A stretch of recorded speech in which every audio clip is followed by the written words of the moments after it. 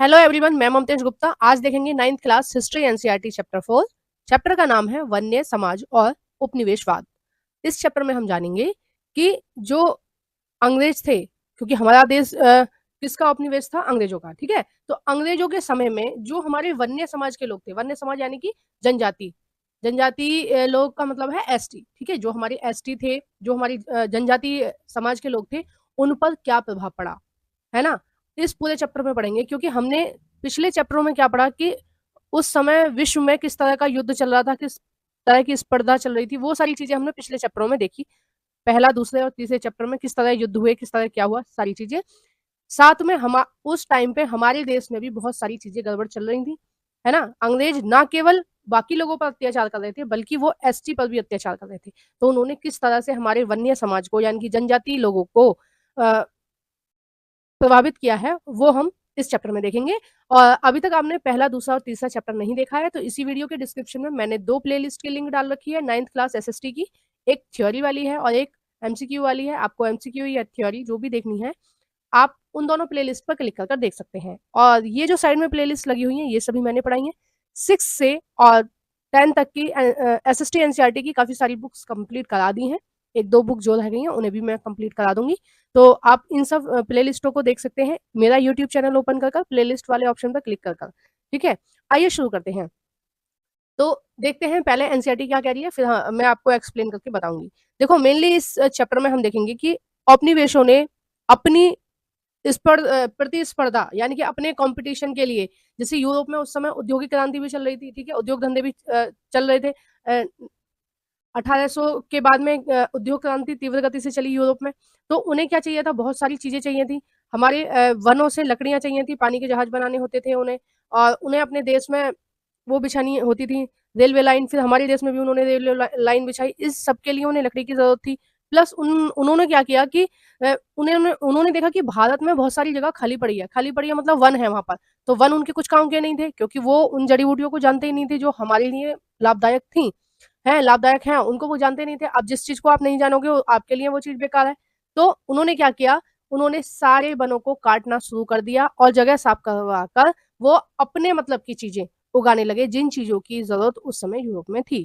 ठीक है, तो इसलिए उन्होंने हमारे यहाँ के वन काटे। अब आपको समझ में आया कि वन क्यों काट रहे थे वो, क्यों वो एसटी समाज के लोगों को परेशान कर रहे थे, क्यों उनको जंगलों से बाहर निकाल रहे थे? क्योंकि वो चाहते थे कि अगर ये लोग बाहर निकल जाएंगे तो हम क्या करेंगे, वनों को साफ कर देंगे, वनों को काट देंगे, और उस जमीन को साफ करके हम अपने फायदे की चीज उगाएंगे जो हमारे यूरोप में जरूरत है, जिससे हमारा व्यापार अच्छा हो। क्योंकि आप आपके ऊपर कोई शासन करेगा तो वो अपना फायदा देखेगा ना, आपका थोड़ी ना देखेगा। तो अंग्रेज अपना फायदा देख रहे थे, हमारा फायदा नहीं देख रहे थे, और पूरी तरह से हमको बर्बाद करके ही गए हैं वो। आइए देखते हैं एनसीईआरटी क्या कह रही है। अपने स्कूल और घरों में चारों ओर नजर दौड़ाकर उन सभी वस्तुओं को पहचाने जो जंगल की हैं। इस किताब का कागज ये भी जंगल का है ना, लकड़ी से ही बनता है कागज भी। मेज, कुर्सी, दरवाजे, खिड़कियां, वे रंग जिनके आपके कपड़े रंगे जाते हैं, ठीक है, वो भी कहीं ना कहीं जंगल से ही आता है। ठीक है, नील नील जो होता है वो कपड़ों उससे रंगे जाते हैं। तरह तरह के जो कलर होते हैं वो भी कहीं ना कहीं कृषि से ही उत्पादित किए जाते हैं। मसाले आपकी टॉफी के सेलोफैन रैपर, बीड़ियों के तेंदू पत्ते और गोंद, शहद, कॉफी, चाय और रबर, ये सारी चीज कहाँ से आती हैं? ये सारी चीजें जंगलों से ही आती हैं। ठीक है, नेक्स्ट है, साथ ही चॉकलेट में इस्तेमाल होने वाले तेल जो साल के बीजों से निकलते हैं। ठीक है, खाल से चमड़ा बनाने खाल से चमड़ा बनाने में इस्तेमाल होने वाले चर्म शोधक, टैनिन या दवाइयों के रूप में इस्तेमाल की जाने वाली जड़ी बूटियां, इन सबको भी हमें कभी नहीं भूलना चाहिए। और हाँ, बांस, जल, वन की लकड़ी, घास, कच्चा कोयला, पैकिंग में उपयोग होने वाली वस्तुएं, फल फूल, पशु पक्षी और एवं ढेरों दूसरी चीजें भी तो जंगल से ही आती हैं। अमेजन अमेजोन या पश्चिमी घाट का मतलब है ये जैसे भारत है। ठीक है, ये क्या है? ये भारत है। और भारत का ये वाला भाग है, कौन सा? महाराष्ट्र आपका, फिर कर्नाटक, ठीक है, गोवा, यहाँ पर गोवा है बीच में, फिर कर्नाटक और फिर केरल, ये वाला जो भाग है आपका, इसको बोलते हैं पश्चिमी घाट। ठीक है, नेक्स्ट है इसमें पश्चिमी घाट के जंगलों के एक ही टुकड़े में, यानी कि थोड़े से ही जंगल में 500 से अधिक प्रजातियां मिल जाती हैं। ठीक है, इतने संघन बने और इतने सारे अलग अलग तरह के पेड़ हैं। यह विविधता तेजी से लुप्त होती जा रही है। औद्योगिकरण के दौर में सन 17 से 1995 के बीच 139 लाख वर्ग किलोमीटर जंगल यानी दुनिया के कुल क्षेत्रफल का 9.3% भाग औद्योगिक इस्तेमाल, खेती बाड़ी, चराहों यानी कि जहाँ पर पशु चरते हैं, ठीक है, जैसे घास पड़ी है तो पशु जो होते हैं वो चरते हैं ना, वो घास को, फूल पत्तियों को वो खाते हैं, तो उनकी वजह से वह ईंधन की लकड़ी के लिए साफ किया कर दिया गया। ठीक है, मतलब किस किस वजह से इनको काटा गया। कुछ लोगों ने उद्योगों के इस्तेमाल के लिए काट लिया, कुछ लोगों ने खेती-बाड़ी के लिए। अब जैसे कर्तन दहन जो कृषि के बारे में अभी हम आगे पढ़ेंगे इस चैप्टर में, वो क्या है? वो भी तो यही है ना कि किसानों को अ, खेती करने के लिए कुछ स्थान चाहिए, वो उन्हें मिल नहीं रहा, तो वो क्या करते हैं, वनों को काट देते हैं और वनों को साफ कर कर ज़मीन उनको खाली मिल जाती है, फिर उस पर वो खेती कर लेते हैं। तो यही तो होता है कर्तन दहन कृषि, ठीक है? तो देखो इस तरह के जंगल हैं, ये बताया गया है कि इस तरह के जंगल हैं, बहुत सारी प्रजातियाँ वहाँ पर मिलती हैं, ठीक है? नेक्स्ट है, यह छत्तीसगढ़ का एक साल वन है, ठीक है? यानी कि साल की लकड़ियाँ मिलती हैं। वो साल की जो लकड़ियाँ होती हैं ना, वो बहुत ज़्यादा कीमती होती हैं, साल सागौन, ठीक है? सागौन की भी और साल की भी। ये लकड़ियाँ ऐसी होती हैं, इनमें दीमक नहीं लगती है, ये गलती नहीं है, ये सड़ती नहीं है, मतलब बहुत लंबे टाइम तक चलेंगी। जो पहले राजा-महाराजाओं के महल बनते थे, उनमें इन लकड़ियों का प्रयोग किया जाता था। अगर बहुत पुराने कोई घर हैं, तो उनकी जो लकड़ियाँ आप भी आज भी तक भी आप देख सकते हो कि वो चौखट ऐसे ही बनी हुई है, वो किवाड़ ऐसी ही लगी हुई है। सौयों साल हो गए, वो खराब नहीं हो रही, वो साल सागौन की लकड़ियाँ होती थी पहले, ठीक है? अब तो मतलब बहुत ही कम देखने को ऐसे मिलती हैं। ज़्यादातर वन साफ ही हो गए हैं, तो मिलती नहीं है वो। घना होने के कारण जंगल की सतह एक सूरज की रोशनी यहाँ कम ही पहुँच पाती है। देखो धूप निकली हुई है, लेकिन देखो सारे में छाँव-छाँव है, ठीक है? यहाँ थोड़ी बहुत धूप आ रही है। इतने घने वन हैं कि नीचे तक धूप भी नहीं पहुँच पा रही है, ठीक है? थोड़ा बहुत धूप इधर आ रही है। तो धूप ऊपर ही ऊपर रह जाती है, क्योंकि अब देखो ये ज़मीन है, ज़मीन पे बस इतनी धूप आ रही है। बाकी सारी धूप कहाँ चली गई? ये इन पेड़-पौधों ने रोक लेते हैं, ये ऊपर की ऊपर ही, है ना? इन लोगों में होड़ लगी होती है पेड़ों में कि तुझसे लंबा मैं हूँगा, मेरे से लंबा तू होएगा, अ, ताकि ज़्यादा से ज़्यादा सूर्य की रोशनी को वो ले सकें, है ना? मतलब शुद्ध वातावरण है, कोई छेड़छाड़ नहीं कर रहा उनके साथ, तो फिर उनकी ग्रोथ होगी ही होगी, है ना? अच्छा वातावरण मिल रहा है। नेक्स्ट हम पार्ट 1 पे आ जाते हैं, वनों वनों का विनाश क्यों? यानी कि जो उपनिवेश थे, टाइम का जो शासन था, उसमें वनों का विनाश क्यों किया गया? क्या कारण रहे होंगे, वो हम देखेंगे, ठीक है? कारण मैंने आपको बता दिए हैं, फिर भी हम देख लेते हैं एक नज़र में कि किस तरह इनका विनाश हुआ। तो पार्ट 1 से हम स्टार्ट कर रहे हैं। वनों के लुप्त होने को सामान्यतः वन विनाश कहते हैं, ठीक है? वन जब लुप्त हो जाते हैं, यानी कि एक तरह का पौधा, किसी भी एक तरह का पौधा, अब वो मिल ही नहीं रहा कहीं भी। कहीं भी से मतलब है कि कहीं भी अ, अब भारत में जैसे बहुत सारी पेड़ों की प्रजातियाँ हैं जो पहले थीं, अब खत्म हो गई हैं, ठीक है? मतलब वो भारत में है ही नहीं, वो पौधा कहीं भी नहीं मिलेगा आपको, लेकिन पहले मिलता था, ठीक है? तो उनको बोलते हैं वन विनाश। वन विनाश कोई नई समस्या नहीं है, वैसे तो यह प्रक्रिया कई सदियों से चली आ रही थी, लेकिन औपनिवेश शासन के दौरान इनसे कहीं अधिक व्यवस्थित और व्यापक रूप ग्रहण कर लिया। आइए भारत में वन विनाश के कुछ कारणों पर गौर करें। जमीन की बेहतरी, ठीक है? किसके लिए वनों को काटा गया? जमीन की बेहतरी के लिए, ठीक है? अब देखो कैसे बेहतरी की है इन्होंने वन को काट के। सन 1600 में हिंदुस्तान यानी कि भारत के कुल भूभाग के लगभग छठे हिस्से पर खेती होती थी, ठीक है? यानी कि ये पूरा भारत है, ठीक है? इसके अगर हम 6 टुकड़े कर देंगे तो इस तरह से, ठीक है? हमने 6 टुकड़े कर दिए इसके। अब इसका जो छठा भाग है, ये वाला जो भाग है, ठीक है? इस पूरे भाग पर क्या होती थी? कृषि होती थी पहले, है ना? और बाकी का वन और थोड़े से हिस्से में हम लोग रहते थे पहले। जनसंख्या भी कम थी, अब जनसंख्या भी दिन पे दिन बढ़ती जा रही है, ठीक है? जब हमारा देश आज़ाद हुआ था आधी सी जनसंख्या थी, अब तो डबल सी होने वाली है कुछ दिन में। नेक्स्ट है, आज यह आंकड़ा बढ़कर आधे तक पहुंच गया है। अब ये आंकड़ा कितना हो गया है? अब ये आंकड़ा बढ़कर आधे तक हो गया है। यानी कि ये जो वन थे, ये वाला वन था और ये वाला जो वन था, ये हमने काट लिया है, ठीक है? और उसको काट के हमने क्या किया है? साफ कर लिया है, किस लिए? खेती-बाड़ी के लिए, है ना? पहले कितनी थी? एक एक हिस्सा था और अब हमने क्या किया? पूरा ले लिया, ठीक है? अब आपको समझ में आ गया ना? पहले बस ये वाला एरिया था, अब हमने ये वाला और ये वाला एरिया भी साफ कर लिया और हमने आधे पे आ गए हैं। इन सदियों के दौरान जैसे-जैसे आबादी बढ़ती गई और खाद्यान्न पदार्थ की मांग में भी वृद्धि हुई, वैसे-वैसे किसान भी जंगलों को साफ करके खेती की सीमाओं को विस्तार विस्तार देते गए। अब देखो लोग बढ़ रहे हैं तो खाने की चीज़ें भी उनको चाहिए। मान लो पहले देश में 100 करोड़ लोग थे, ठीक है? अभी बहुत पुरानी बात नहीं है, 20-30 साल पहले 100 करोड़ लोग थे, अब 140 करोड़ हो गए। तो दिन पे दिन लोग बढ़ रहे हैं, तो उनको खाने के लिए भी चाहिए, तो रोटी वगैरह चाहिए, तो फिर अनाज कहाँ से आएगा? तो अनाज उगाने के लिए क्या किया है, जंगलों को साफ कर दिया, अनाज उगाए जा रहे हैं, ठीक है? तो 1600 में ये समस्या उत्पन्न हुई थी, ठीक है? क्या हुआ था 1600 ईस्वी में लगातार आबादी बढ़ती जा रही थी, किसकी? यूरोप की। अब उनके पास खाने की समस्या हो रही थी, तो उन्होंने क्या किया, जिन-जिन देशों में उनका शासन चल रहा था, उन-उन देशों में उन्होंने जंगलों को साफ करना शुरू कर दिया, जैसे भारत में, ठीक है? औपनिवेश काल में खेती में तेजी से फैलाव आया।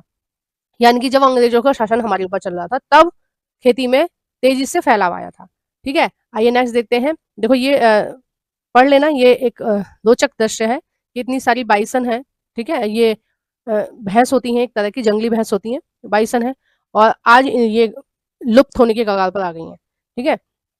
नेक्स्ट है इनकी वजह थी पहली, अंग्रेजों ने व्यावसायिक फसलों जैसे पटसन, गन्ना, गेहूं व कपास के उत्पादन को जमकर प्रोत्साहित किया, है ना? और इसमें एक और रह गया है नील, है ना? नील के नाम पर विद्रोह हुआ था ना, आपने 8th क्लास में पढ़ा होगा नील विद्रोह, है ना? और उन्होंने क्या किया कि जो जलवायु जिस फसल को उगाने के लिए अच्छी थी, उन्होंने उसी पर जोर दिया। जैसे पश्चिम बंगाल में उन्होंने क्या पटसन पर जोर दिया, है ना? उत्तर प्रदेश में, महाराष्ट्र में गन्ने पर जोर दिया, गेहूं पर जोर दिया और कपास गुजरात में और भी कई इलाके हैं उनमें। तो मतलब वो पहले से टेस्ट कर लेते थे जमीन का कि इस जमीन में कौन सी खेती अच्छी होगी, तो उस वहां पर सारी जंगलों को साफ करके उसी टाइप की खेती करवाते थे अंग्रेज, ताकि ज्यादा से ज्यादा खेती हो, ज्यादा से ज्यादा माल तैयार हो और हम अपने देश में बेच सके, ठीक है? यानी कि यूरोप में बेच सके और हमें ज्यादा मुनाफा मिल सके।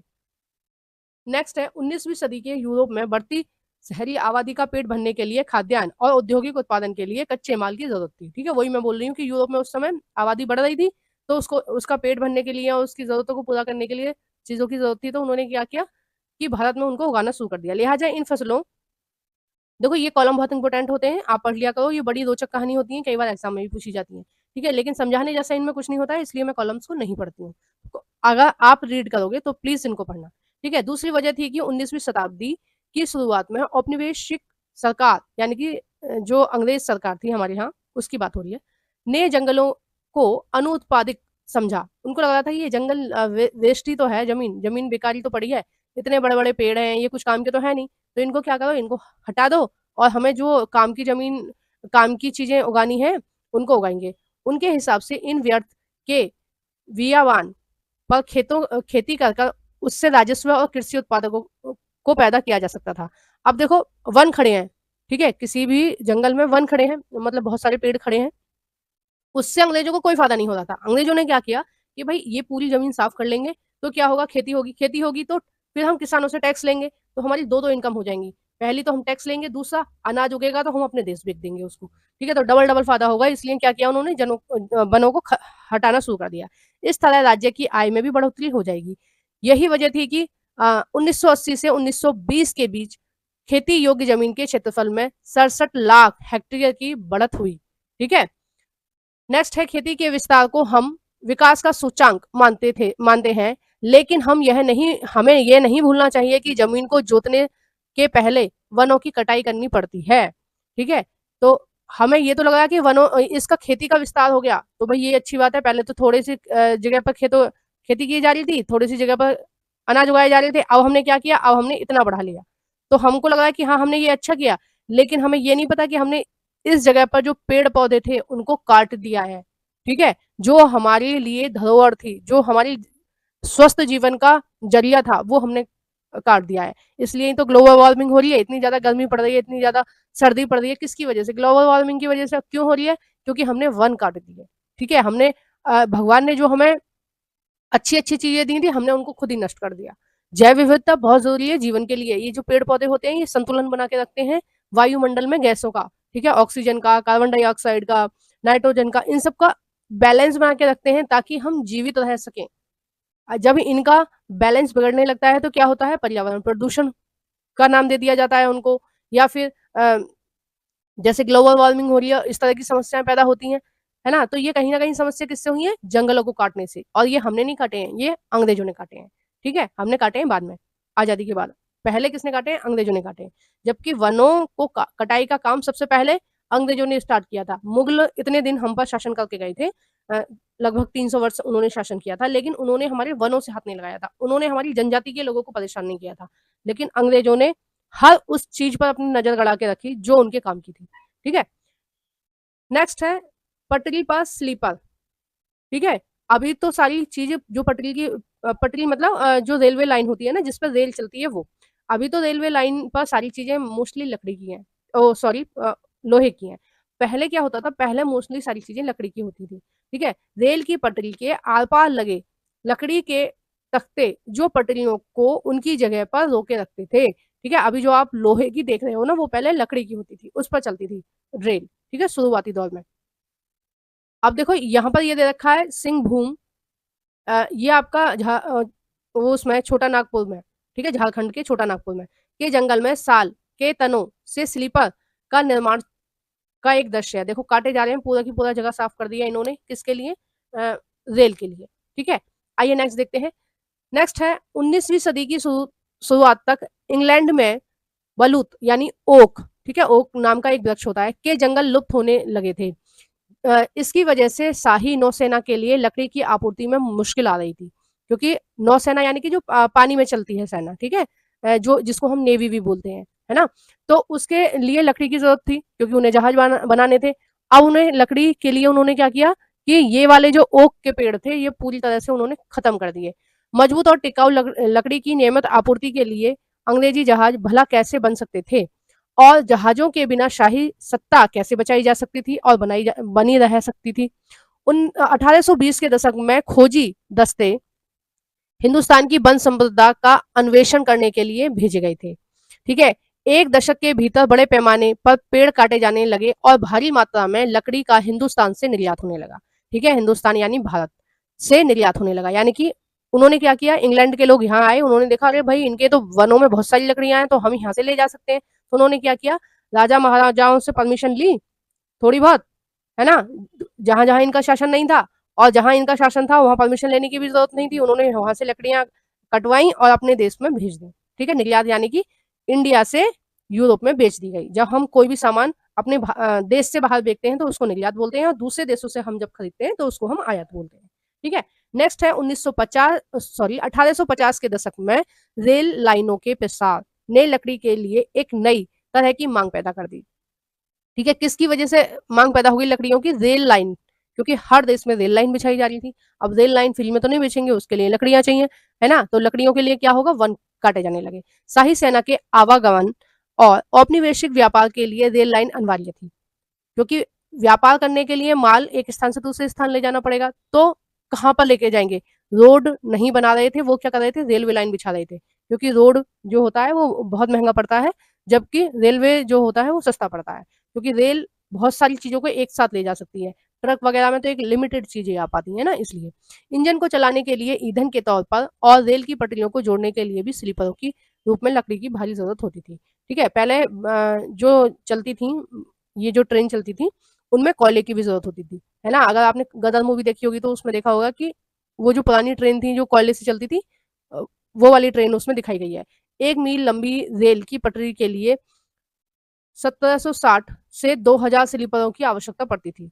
भारत में रेल लाइन का जाल 1860 के दशक से तेजी से फैलने लगा। 1890 तक लगभग 25,500 किलोमीटर लंबी लाइन बिछाई जा चुकी है। 1946 में इन लाइनों की लंबाई 7,65,000 किलोमीटर तक बढ़ चुकी थी। रेल लाइन के प्रसार के लिए साथ साथ बड़ी तादाद में पेड़ भी काटे गए। अकेले मद्रास प्रेसिडेंसी, ठीक है, 3 प्रेसिडेंसी थी ना, एक मद्रास, एक बंबई और एक कलकत्ता। ठीक है, 1850 के दशक में प्रतिवर्ष 35,000 पेड़ स्लीपरों के लिए काटे गए। सरकार ने आवश्यक मात्रा की आपूर्ति के लिए निजी ठेके दे दिए। इन ठेकेदारों ने बिना सोचे समझे पेड़ों को काटना शुरू कर दिया। रेल लाइनों के इर्द गिर्द जंगल तेजी से गायब होने लगे। ठीक है, अब क्या होता था कि रेलवे लाइन बिछ गई तो रेलवे लाइन जहां जहां जिस जिस जंगल से जा रही है वहां के आसपास के जंगलों को काट के और ट्रेन में लोड कर दो और वो दूसरी जगह ले जाएगी। ठीक है, अब देखो कितना मजबूत पेड़ रहा होगा जिसकी इतनी लंबी लकड़ी है, और चौकोर इन्होंने काटी है, पेड़ तो गोल होते हैं। ठीक है, तो कितना लंबा और मजबूत पेड़ रहा होगा। इस तरह से ये पटरी बिछाने का काम यहाँ पर चल रहा है। ठीक है, आइए नेक्स्ट देखते हैं। देखो यही मेजरमेंट दे रखा है कि इतनी लंबी इतनी चौड़ी लकड़ी की जरूरत होती थी इस तरह से, तो ये आप पढ़ लेना और आप मेरे कहने से जरूर पढ़ा करो। ये जो कॉलम होते हैं ना, इनसे बहुत नॉलेज मिलती है। ठीक है, समझाने जैसा कुछ नहीं होता है, इसलिए मैं नहीं पढ़ती हूँ। देखो कितनी मोटी मोटी लकड़ियां हैं, ये लेके जा रहे हैं। ठीक है, इनको लट्ठे ले जाते हुए ट्रक, इनको लट्ठे बोलते हैं, कटे हुए पेड़ों को। नेक्स्ट है बागान। बागान क्या होता है? ठीक है, बागान आपने 8th क्लास में भी काफी पढ़ा, तो हम यहाँ भी देखेंगे कि बागान आखिर होता क्या है। यूरोप में चाय, कॉफी और रबड़ की बढ़ती मांग को पूरा करने के लिए इन वस्तुओं के बागान बनाए और इसके लिए प्राकृतिक वनों का एक भारी हिस्सा साफ किया गया। अब वहां पर यूरोप में इन चीजों की मांग बढ़ रही थी, चाय की, कॉफी की, रबड़ की, तो उन्होंने क्या किया, हमारे यहाँ के, हमारे देश के, भारत देश के बहुत सारे वनों को साफ कर कर, ठीक है, वनों को काट दिया, वो जमीन साफ हो गई, तो अब उस पर इस तरह के खेती की गई। किसकी? चाय की, कॉफी की, रबड़ की। जैसे असम में चाय पर जोर दिया गया, कर्नाटक में कॉफी पर जोर दिया गया, ठीक है, दक्षिण भारत में रबड़ पर जोर दिया गया। तो जहां जो खेती अच्छे से हो सकती थी, उन्होंने वहां पर उसी खेती पर अधिक जोर दिया, है ना। नेक्स्ट देखते हैं, औपनिवेशिक सरकार ने जंगलों को अपने कब्जे में लेकर उनके विशाल हिस्से को बहुत सस्ती दरों पर यूरोप बागान मालिकों को सौंप दिया। ठीक है, यूरोप के जो व्यापारी थे उनको सौंप दिया कि भाई ठीक है, हमने ये जगह साफ कर दिया, आराम से आप यहाँ पर बाग लगा सकते हो। बागान का मतलब है एक ही तरह के पेड़ लगा देना। ठीक है, किसी भी खेत में एक ही तरह के जो पेड़ होते हैं उसको बोलते हैं बागान। जैसे आपने देखा होगा बाग, अगर आप गांव देहात से हैं तो आपने देखे होंगे अमरूद के बाग, आपने आम के बाग तो आम होते हैं, मतलब आपको हर गांव में एक दो आम के बाग मिल ही जाएंगे, है ना। आम के बाग, चीकू के बाग, तो ये छोटी छोटी जगह पर होते हैं, मतलब 100-200 बीघा पर, लेकिन 150 बीघा पर। लेकिन ये जो चाय के, कॉफी के ये जो बागान लगाए थे यूरोप के लोगों ने, ये बड़े बड़े जगह पर लगाए थे, क्योंकि उन्हें तो माल बाहर बेचना था, ठीक है, यूरोप में बेचना था, इसलिए इन इलाकों की बाड़बंदी करके जंगलों को साफ कर दिया गया और चाय कॉफी की खेती की जाने लगी। ठीक है, ये एक ऐड दिखाया जा रहा है चाय का। नेक्स्ट आप नेक्स्ट वाला जो पार्ट है, हम नेक्स्ट पार्ट में देखेंगे, है ना। इसमें हम जानेंगे व्यावसायिक वानिकी की शुरुआत किस तरह से हुई, मतलब किस तरह से इन्होंने हमारे देश में अपने फायदे के लिए जंगल साफ करके खेती की। ठीक है, तो हम इसमें ये जानेंगे कि उन्होंने कौन कौन से अत्याचार हमारे यहाँ के वन के लोगों पर किए, ये हम जानेंगे। और हम देखेंगे कि उन्होंने कैसे एसटी लोगों को मजबूर कर दिया कि वो खेत से ना लकड़ी ले सकते थे, ना जड़ी बूटियां ले सकते थे, क्योंकि उनका गुजारा तो वो पूरी तरह से वनों पर निर्भर थे, है ना। तो उनको खाने के लिए जो भी चीज चाहिए होती थी, फल फूल, ड्राई फ्रूट, ठीक है, मेवा वगैरह, जो भी उनको चाहिए होती थी, तो वो फ्री में जंगल से तोड़ कर ले आते थे और अपना पेट भर लेते थे। कुछ को बेच देते थे मार्केट में और वहां से थोड़ा बहुत अनाज ले लेते थे, तो ऐसे उनकी गुजर बसर चल रही थी। तो इस पार्ट में हम देखेंगे कि अंग्रेजों ने किस तरह से उन पर पाबंदी लगाई, किस तरह से उन पर अत्याचार करे। ठीक है, एक कुछ वन नियम बनाए उनको जंगलों से बाहर निकालने के लिए, ठीक है, और उनको शिकार करने के लिए, जंगल से लकड़ी लेने के लिए, खाने के लिए, फल फूल बीनने के लिए, इस सब के लिए मजबूर कर दिया अपने ही देश में। आप देखो ये बिल्कुल सुबह 4 से 3 बजे के बीच ये जा रहे हैं और चुपके से जल्दी जल्दी से कुछ फल फूल बीन रहे हैं ताकि ये अपनी आजीविका चला सके। ठीक है, अपने ही जंगलों में कैसे उन्होंने हमारे यहाँ के ही एसटी लोगों को मतलब लाचार बना दिया, बेचारा बना दिया, गरीब बना दिया। ठीक है, जो इतना अच्छा इतिहास रहा इनका, जनजाति लोगों का, इनकी भाषा, इनकी संस्कृति, इनकी पढ़ाई लिखाई जो भी थी, पीढ़ी दर पीढ़ी सारी चीजें चली आ रही थी, उन सबको बुरी तरह नष्ट कर दिया औपनिवेश शासन ने। ठीक है, तो ये सब हम पढ़ेंगे पार्ट 2 में। अभी के लिए हम इस वीडियो को यहीं पर समाप्त कर रहे हैं। और अगर आपने वो सारी प्लेलिस्ट नहीं देखी है तो आप प्लीज उनको भी देखना, और आपको वीडियो कैसी लगी है प्लीज कमेंट बॉक्स में बताना। वीडियो को जरूर से लाइक कर देना। जो भी फ्रेंड आपके एनसीईआरटी पढ़ना चाहते हैं उन सभी फ्रेंडों के साथ मेरी इस वीडियो को शेयर कर देना। Thank you for watching everyone.